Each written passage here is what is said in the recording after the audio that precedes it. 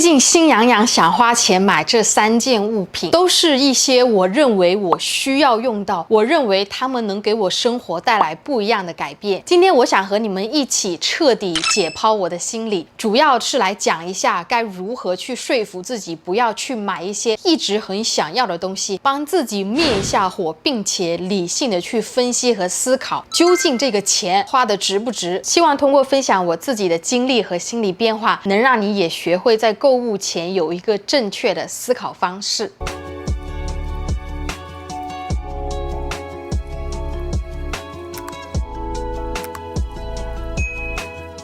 第一件物品呢，我就是在思考要不要买的，就是罗德第2代无线麦克风，甚至是花钱买一个收音更专业的麦克风。我现在用的呢是罗德的1代，那无线麦克风呢还是挺方便的，比如出行在外，或者是像我现在这样子离相机距离特别的远，无线麦克风呢都是我走哪就跟到哪。所以我要买它的原因很简单，是因为我这个麦克风的防风罩被我弄丢了，导致在拍视频有的时候说话过于大声，所以呢，我当下一直想要买它的想法就是一切都是为了拍视频，一切都是为了有更专业的收音效果。但事实真的是这样吗？之前有多少次我是买了专业设备工具之后，发现自己太过蠢，无法将这件物品的功能性利用到最大化。比如说去买个新的相机镜头，如果只是单纯的为了想要而买，但并未花时间了解这个产品该如何正确的使用，因此呢，就会有2种可能性：一种是买回来后因为懒惰不想花时间去研究，就此闲置在了一旁；第2种则是你一时间很难改变自己使用这件物品的习惯。比如当你买了一台新的相机回来之后，你发现自己依旧还是倾向于用手机拍摄，又或者是你买了台 CCD 或者是拍立得类似于这种的相机，最后你会发现用的次数还不超过这10个手指。你给自己的借口就是相机太大，带出门不方便，出门带的东西太多太麻烦了。一旦你有了这样的借口之后，加上人一旦形成了使用物品的习惯，你只会更倾向于让自己处在一个比较舒适的位置里，不会太轻易去改变自己的习惯。现在说回我想买2代麦克风的话题上，我仔细的分析了一下，目前这个麦克风呢情况是完好无损，没有任何的瑕疵，就是除了没有防风罩以外，难道我就不能只买防风罩，或者是寻找其他的解决方法吗？例如将麦克风拿远一点，将麦克风的收音音量调小一点，为什么就非得买个比1代还要贵上$100多的麦克风呢？不管是在看我视频的你们，还是对于我自己来说，都希望做到的一件事，就是要购买一件新产品的时候，多去想想有什么其他的解决办法，或者是它的替代品，而不是首选默认的就是去换一个新的。在物品没有完全损坏的情况下呢，就不需要花钱去买一个全新的。接下来的第2件物品呢，算是我已经想买它有很长一段时间了，就是这一款红蓝光面膜仪器。还有另外一款很多人拿它做对比的就是 Current Body， 因为我本人是敏感痘痘肌，近几年也有在调养，也有一直在坚持用 Thread 去外敷，但是皮肤的泛红和黑色素的问题困扰了我很久。解决的方法要么就是定期每个月去店里弄，那将会是一个非常大的开销，那因此使用仪器的优势就展现了出来。唯有一个最大的问题就是我到底能不能长期的坚持用下去，不单单只是这种红蓝光仪器，市面上任何的一种美容仪器，我们都不能保证效果一定显著，不能说是你用了它之后皮肤第2天就变好。我们人的心理就是这样子，最初你看不到这件物品带给你的改变，你就会开始减少使用它的次数，会认为这件物品就是垃圾，就是智商税。可问题是你买回来才用了几次啊？有多少次我是已经加进了购物车，并且也输入了支付信息，差一点就要点下那个 place order 的键。阻止我继续要买它的想法就是我无法确定自己是否能坚持用下去。另外就是按照我原先也花了好几百买过其他的仪器的经历来说，没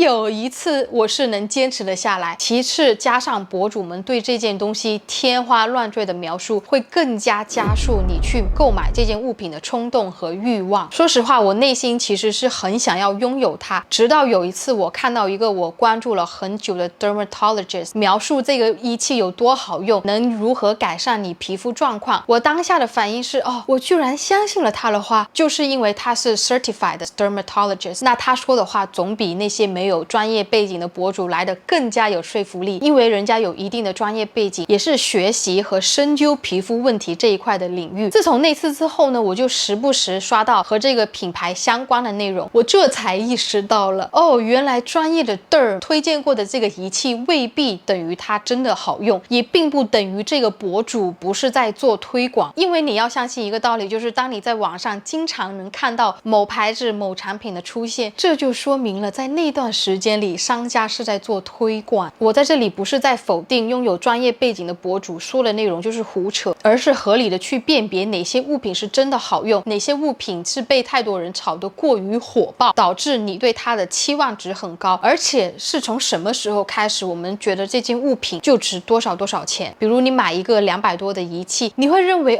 这个钱花的值，这个东西才值200多，才200多，什么时候乱花钱就是一件合理的事情呢？我一直都很注意自己的健康，也想更加了解自己的身体。那最后这件物品就是 Oura Ring 运动戒指，它是比苹果手表更能提供准确的健康数据和分析。我想买它的原因呢，是因为它可以检测女生的经期，接近精准，这对我来说很重要。我的经期还算是比较有规律，也很准时，只是我想通过数据分析能准确的判断大概是每个月的几号，就仅仅这一点我想买它的理由。除此之外呢，它的外观设计并不是我喜欢的样子，戴上去之后呢，还会很明显的感觉到有异物感。我当时看了设计有2款，价格呢是在没加运费和税之前，一个是带有凸起的菱形设计299和圆形设计的349。我第一眼看到的反应就是，如果为了戴上去更加的舒适，肯定是圆形设计的，戴起来会减少这样的异物感。如果你只是想要一个划算一点的价格，肯定是选299的这个。但是请你们细细的想一下，这何尝不是一个 marketing 的手法呢？最击退我买它的想法就是每个月的订阅费，我真的不喜欢额外还要交5.99块的订阅费用，年费就是69.99块。如果你不开，就等于买个戒指没有用，必须得搭配他们官方的 APP。你看这不又是一个捆绑销售吗？对我来说，如果我想要买这件物品，我必须要能看到给我带来不止一种的用途。它除了能精准检测到经期以外，它的其他功能都能在我已有的苹果手表上体现出来。我觉得这个牌子虽然有它独特的功能，但是在我已经拥有苹果手表的情况下，它的优势就没有那么大了。我原本呢是有 S7， 但是一些检测功能呢是只有在 S8 之后的版本才有，所以呢我就毫不犹豫买了 S9， 能给我提供一个综合性的健康数据。如果你处于一直想要花钱的状态里，没有计划的去一顿乱买，到头来你会发现自己是在一个退步的状态里。你的同龄人能够通过正确的存钱和理财方式让自己过一个更好的生活。我最近不是刚结束了半年的旅居生活，从中国回到了美国后，我就和几个朋友见了面，吃了个饭，也了解到了他们都是在一个进步的状态里。你可能看到一个人很省，平时不怎么花钱，但却能买到自己人生中的第一套房，就是靠的平时不乱花钱，不乱买东西。这也很好的提醒了我自己，当我想要花钱的时候，多去想想不买这件产品后省下来的钱可以用来储蓄，用来计划旅行，或者是投资在提升自己的身上。一定要多去参考身边人的例子，多听听能对你有启发和激励自己的事情。这个就是以上今天所有的内容，如果你们喜欢，不要忘记一键3连。那我们下周再见，拜拜。